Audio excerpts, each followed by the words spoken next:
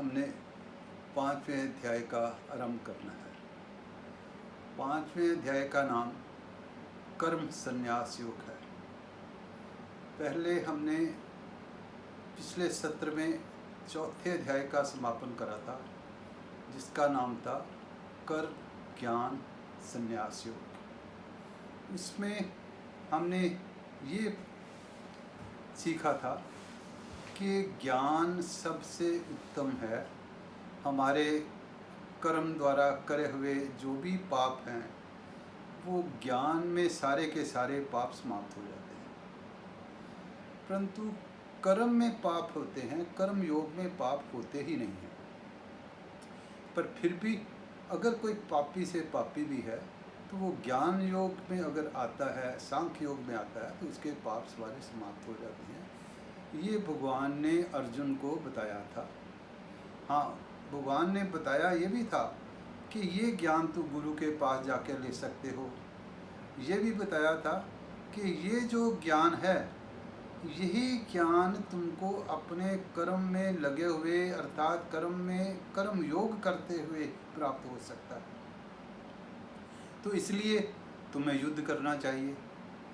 अब अर्जुन उस समय एक डिफेंस का पर्सनल होने के कारण वो उसके मन में तो युद्ध छोड़ने की इच्छा थी, और डिफेंस पर्सनल होने के कारण वो क्लियर इंस्ट्रक्शंस की अपेक्षा कर रहा था भगवान से। तो इसमें 5वें अध्याय के आरंभ में फिर वो भगवान से कहता है, पहले श्लोक में उसका ये प्रश्न होता है कि भगवान मेरे को निश्चित रूप से बताओ कि संन्यासा कर्म ना कृष्ण पुनर्योगम च संशसी यच्छ्रेय एत योकेरम तन्मे ब्रूहि सनिश्चितम। कि भगवान मेरे को निश्चित रूप से बताओ कि संन्यास ठीक है कि कर्म ठीक है। क्योंकि अर्जुन के मन में युद्ध छोड़ने की ही थी। उसको जो उस तरीके की थोड़ी सी भी प्ली अगर आती है, तो उसका छोड़ने को मन करके भगवान को वो क्लियर कहता है कि मेरे को निश्चित तौर पे बताओ।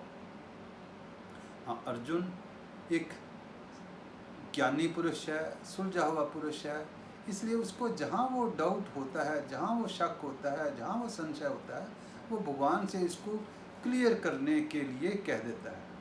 तो यहाँ भी भगवान को उसने ही कहा कि भगवान मेरे को निश्चित रूप से बताओ कि संन्यास ठीक है कि कर्म ठीक है। तो भगवान उसके उत्तर में ये देते हैं जवाब कि देखो, संन्यास और कर्म योग ये दो अलग-अलग हैं ही नहीं, ये एक ही है। एक का पहला हिस्सा अगर कर्म योग है, तो उसका आगे वाला हिस्सा संन्यास योग है। हाँ, कर्म योग में ये है कि कर्म योग में कुछ ऐसी भावना रहती है कि होता तो निष्काम कर्म भी है, होता तो दूसरे प्राणियों के लिए है, होता सर्वभूत हितैषी ही होता है। हाँ, कुछ उसमें ये होता है कि ये कार्य जो मैं कर रहा हूँ, उसमें कर्तृत्व का भावना होती है। तो जो सांख्य योग, जो संन्यास योग आ जाता है, उसमें ये भावना भी हट जाती है। परंतु सीधे संन्यास योग में पहुंचना आसान नहीं है, वो मुश्किल है। हमारे सब लोगों के लिए ही कर्म योग ही श्रेष्ठ है। तो अर्जुन भी भगवान को यही कहते हैं कि देखो, कर्म योग साधन में सुलभ होने के कारण कर्म योग संन्यास योग से श्रेष्ठ है, सांख्य योग से श्रेष्ठ है। इसका ये मतलब नहीं कि वो संन्यास योग और सांख्य योग श्रेष्ठ नहीं है, वो श्रेष्ठ हैं। परंतु जैसे अगर फ्लाइट में जाना हो तो प्लेन पहले रनवे पे चलता है, फिर वो हल्का होकर के ऊपर उड़ जाता है, ऐसे ही संन्यास और कर्म एक ही है। परंतु पहले कर्म योग से आरंभ करके, ममता का त्याग करके, निष्काम भाव से कर्म करके जब आदमी मनुष्य आगे आगे चलता है, तो फिर वो उसके अंदर से अहमता भी खत्म हो जाती है, तो उसका कल्याण निश्चित हो जाता है। तो ज्ञान योग भी उसको प्राप्त हो जाता है। अब ये जो साधारण भाषा में अगर देखें हम, तो संन्यास भी ऐसा हमें लगेगा कि जिसने संन्यास में दुनिया छोड़ दी, जंगलों में चले गया, पहाड़ों में चले गया। पर गीता में भी और शंकराचार्य जी ने भी, भज गोविंद में भी ये संन्यास की परिभाषा नहीं है। संन्यास कहते हैं अगर कोई दुनिया को छोड़ करके जंगलों में चले गया, तो वो भी सही रास्ते में नहीं है। और जो संसार में ही पड़ा रहा, संसार के ही पचड़ों में पड़ा रहा, संसार में ही आसक्ति रह गया, वो भी ठीक नहीं है। तो इन दोनों में से रास्ता ठीक कौन सा है? ठीक रास्ता ये है कि हम जहाँ भी रहें परंतु ममता और आसक्ति के बिना रहें, निष्काम भाव से हम कर्म करते चलें, तो वही कर्म योग है। और वही अल्टीमेटली जाके जब उसमें अहमता सूक्ष्म हो जाएगी, ममता तो पहले कर्म योग में ही सूक्ष्म हो गई थी, पर जब अहमता सूक्ष्म हो जाएगी तो वो हमारा जो है ज्ञान योग, हमारा संन्यास योग हो जाएगा। ये कहीं नहीं कहा भगवान ने भाई हमने संन्यास में, हमने ज्ञान में कर्म का त्याग करना है। इसने ये कहा है अनाश्रिता कर्म फलम कार्यम कर्म करोति सा सन्यासी च योगी च न निरिग्न चाक्रिया। कि सन्यासी भी योगी भी वही है जिसके अंदर फायर है, जील है काम करने की। ऐसे ही इसमें भी 5वें अध्याय के भी 3रे श्लोक में यही है कि गेम च नित्य सन्यासी यो न द्वेष्टि न कांक्षति निर्द्वंदो ही महाबाहो सुख बंदात प्रमुच्यते। जो योगी है वही है जिसमें किसी तरीके की कांक्षता अभिलाषा नहीं है। तो वो योगी ही योगी है जिसमें ना कोई अभिलाषा है, ना किसी के साथ कोई स्नेह है। तो इस तरह से जो काम करने वाला ही योगी है। हाँ, जो सन्यासी है उसमें काम करने का इसी अध्याय में श्लोक 2 दिए हैं कि नैवं किंचित करोमीति युक्तो मन्यते तत्त्ववित् पश्यन् शृण्वन् जिघ्रन् अश्नन् गच्छन् स्वपंचसन। ऐसे जो इस दुनिया में ऐसे जैसे हम सांस ले रहे हैं, हमको भूख लग रही है, हम इधर जा रहे हैं, हमारी आंखें झपक रही हैं, हम बचपन से जवानी में आ गए, हमको भूख लगी है, हमारे अंदर वायु का संचार हो रहा है, क्या हम ये खुद कर रहे हैं? ये हम नहीं कर रहे, ये कराने वाली प्रकृति ऑटोमेटिकली करवा रही है। तो सन्यासी के भी मन में जो भी उसके अंदर प्रतिभा होती है, जो भी उसके अंदर विशेषता होती है, वो संसार के अर्पित करके संसार के लिए ही करता जाता है। तो उसमें उसका अपना अहंकार कुछ नहीं होता। तो अर्थात जो सब काम करते हुए ही, जैसे हम सांस ले रहे हैं, आंखें बंद कर रहे हैं, खोल रहे हैं, हमें भूख लग रही है, हम इधर उधर चल रहे हैं, कानों से हम सुन रहे हैं, हम जो आंखों से देख रहे हैं, ये ऑटोमेटिकली हो रहा है। ऐसे ही बाकी के भी सारे संसार के काम हमारे अपने आप हो रहे हैं। हमको यही ज्ञान रखना है कि हम उसमें कुछ नहीं करते। अगर हमें ये ज्ञान हो जाता है तो हम जो है संसार में रहते हुए या संसार के बाहर जंगलों में भी गए हुए एक ही बात है। वो भज गोविंदम में आता है, भज गोविंदम में योगर तो वा भोगर तो वा संगर तो वा संग वहीना यस्य रमंती ब्रह्मणे चित्तम नंदति नंदति नंदत्येव। वो चाहे योग में है चाहे भोग में है, जिसका मन सदा भगवान की तरफ लगा हुआ है वो सदा ही सुखी है, सदा ही सुखी है।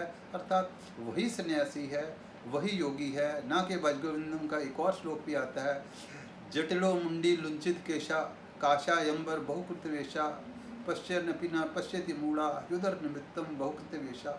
फिर जिसने चाहे अपने सारे सर के बाल मुंडवा दिए हैं, या उसने जटा संभाली नहीं हुई, या उसने भगवे कपड़े डाल रखे हैं, या उसने और गुदड़ी के कपड़े ही डाल रखे हैं, तो वो सन्यासी नहीं है। हो सकता है हो, पर इस कारण से नहीं है। ये रूप उसका सिर्फ अपना पेट की अग्नि को, अपना पैसा कमाने के लिए हो सकता है। इसलिए जो सन्यासी की परिभाषा भगवान के अनुसार और भज गोविंदम के अनुसार यही है कि हमें जो भी काम करना है, एक तो उसमें हमको निकाल देना है, हम नहीं कर रहे, हमें भगवान के द्वारा, प्रकृति के द्वारा जो दी हुई क्षमता है वही कर रहे हैं। तो अर्थात सन्यासी होने के लिए हमको जो भी कार्य है, एक तो सर्वभूत हितेरता होना चाहिए, सब प्राणी मात्र के होना चाहिए फ़ायदे के लिए। दूसरा, किसी तरीके का उसमें हमें काम क्रोध नहीं होना चाहिए, किसी तरीके का भी हमारा उसमें राग द्वेष नहीं होना चाहिए। अगर हम और किसी तरीके के भी हमको हानि लाभ में, सुख दुख में, जय पराजय में हमें कुछ भी उसका ध्यान नहीं होना चाहिए। अगर हम ऐसा करते रहें तो हमारा शक्नोति ते सोढ़ुम प्राक शरीर विमोक्षणात् काम क्रोध भयम योग्यम सयुक्ता से सुखी नरा। तो फिर हम शरीर के रहते हुए भी काम क्रोध के बिना जो हमारी गति होगी, तो हम एक तरह का शरीर के रहते हुए भी मोक्ष को प्राप्त करा हुआ है। तो हमें यही देखना है कि हम जो काम करें उसके हम इमीडिएटली किसी तरीके के गेन को ना देखें, ये ना समझें कि हम खुद कर रहे हैं। ये हमें ये भी ध्यान रखना है कि दुनिया के जितने भी, इसी अध्याय में यही भगवान ने बताया, यही संस्पर्शया भोक्ता दुख योनव एवते, ये इसमें जो हमको भोग भोगने वाले हैं वो हमें दुखों में ही ले जाने वाले हैं। आज तक हम जो बार बार पुनरपि जननम पुनरपि मननम पुनरपि जननी जठरे शहनम इस संसारे बहुत उस्तारे कृपया पारे पाहि मुरारे, ये हम बार बार जन्म मरण के चक्कर में हैं ही इसलिए कि हम भोगों के लालच में कर्म करते रहे। जो ऐसे कर्म करेंगे तो हमको उसका पुनर्जन्म का फल मिलेगा। भगवान ने वेदों में भी ये कहा है, वेदों में कर्म कांड का पोर्शन में आता है, दूसरे अध्याय के 42 से 44वें श्लोक तक है कि याम इमाम पुष्पिताम वाचम प्रवदन्ते विपश्चिता, कि जो पुरुष जो है वेदों में वर्णित करे हुए भोग के लिए जो कर्म कांड बताया हुआ है उसमें तल्लीन रहता है, उसके पड़ा रहता है, उसको कभी व्यवसायत्म का बुद्धि अर्थात भगवान की तरफ उसकी बुद्धि नहीं चल सकती। वो सिर्फ इसी चक्कर में पड़ा रहता है, उसका अंतिम कल्याण जो है नहीं हो सकता। हाँ, वो जाता है स्वर्गलोक में जाता है, फिर वापस आता है, यहाँ भी उसे कभी कुछ प्राप्त होता है, फिर वो उससे छिन जाता है, उससे उसको परेशानी होती है। तो हमें इस अध्याय से जो त्याग योग को, संन्यास योग को, हमने यही समझना है कि त्याग और संन्यास एक ही बात है।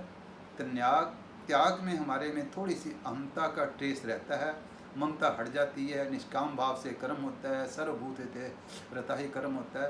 पर संन्यास में हमारे के अंदर जो थोड़ा सा सूक्ष्म भाव अहमता का है वो भी छूट जाता है, और उस छूटने से फिर हमको किसी तरीके का भी पाप पुण्य नहीं लगता। अगर जब तक वो हमारे में नहीं छूटता, हमें संसारिक भोगों का लालच रहता है, तो वो भगवान ने 18वें अध्याय के 38वें श्लोक में भी कहा है, विषयेंद्रिय संयोगा तदंग्रे अमृतो में परिणामे विष में तत्सुखम राजसम स्मृतम, कि जो हमको संसार के भोग विषयों के साथ अमृत समान लगते हैं वो बाद में जो है विष समान ही होते हैं। तो वो ऐसे भोगों को भोग करके हमें विष समान अर्थात हमें मार देते हैं। यहाँ मारने का भी अर्थ है कि हमें बार बार मारते हैं, बार बार पुनर्जन्म में डालते हैं, बार बार हमें मरना पड़ता है। तो उनको निवृत्त करने के लिए ही हमको कर्म योग से आगे संन्यास योग की तरफ बढ़ना है। हाँ, जहाँ कर्म योग पहुँचाता है वही संन्यास योग पहुँचाता है। तो इसलिए उसमें कोई फ़र्क नहीं है। कर्म योग की जैसे जैसे फाइन ट्यूनिंग हो जाएगी तो ऑटोमेटिकली हम संन्यास योग में पहुंच जाएंगे। हमें सिर्फ अपनी तरफ से यही सतर्कता रहनी है कि हम जो है सर्वभूत रता काम करें, हम काम क्रोध से लालच में ना काम करें, हम जो है किसी तरीके की आकांक्षा न रखें, हम किसी से द्वेष न रखें, हम संसारिक भोगों में रचे पचे नहीं। अगर दुर्वासा ऋषि भी थे कि अगर उनको मिल गया तो खा लिया, नहीं मिला तो नहीं खाया, हमारी भी ऐसी स्थिति हो। हमें इसके लिए संन्यास के लिए, त्याग के लिए को दुनिया छोड़ के जाने की आवश्यकता कोई नहीं है। हमारे को अगर अर्जुन युद्ध के मैदान में युद्ध करता हुआ ही त्याग को प्राप्त हो सकता है, युद्ध करता हुआ ही ज्ञान को प्राप्त हो सकता है, तो हमें भी इस संसार में रहते हुए अपने कर्म करते हुए ही, कर्तव्य की भावना से करते हुए ही, हमें ये समझ करके कि अहमता और ममता का त्याग करके करते हुए भी हम भी जो है भगवान को प्राप्त हो सकते हैं, हम जन्म मरण के बंधन से छूट सकते हैं। इसी के साथ ही हम 5वें अध्याय का जो भगवान ने गीता में त्याग और संन्यास का बताया है उसका बताते हैं। इसके बाद हम अगले सत्र में अध्याय 6 का आरंभ करेंगे, जिसमें ये है कि आगे ध्यान की विधि बताई है 6ठे अध्याय में। उसमें भी ये नहीं बताया कि हमने कर्म छोड़ देना है, ध्यान करने वाले के भी अंदर फायर और ज़ील होनी चाहिए। ध्यान करने वाले के अंदर भी ये होना चाहिए कि man himself is enemy, man himself is his friend. तो इसकी चर्चा हम अगले सत्र में करेंगे। तब जब हम अध्याय 6 शुरू करेंगे तो उसमें हम ध्यान का और कर्म की फाइन ट्यूटमेंट का, और फिर जो ध्यान के बाद स्थिति क्या होगी कि वो 6 अध्याय में आएगा कि यो मां पश्यति सर्वत्र सर्वम च मयि पश्यति तस्याहम ना प्रणश्यामि, सच में ना प्रणश्यति, कि जो फिर सब प्राणियों में हम एक भगवान का ही रूप देखेंगे। इसकी चर्चा हम अगले सत्र में करेंगे। सर्वे भवन्तु सुखिनः, सर्वे सन्तु निरामयाः, सर्वे भद्राणि पश्यन्तु मा कश्चित् दुःखभाग् भवेत्।